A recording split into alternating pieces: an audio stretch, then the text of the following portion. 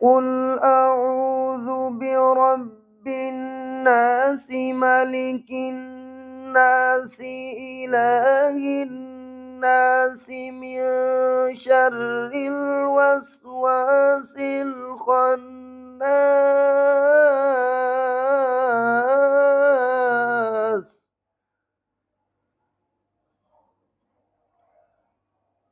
الذي يوسوس في صدور الناس من الجنة والناس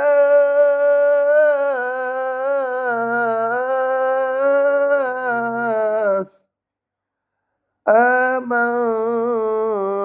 بالله صدق الله العظيم.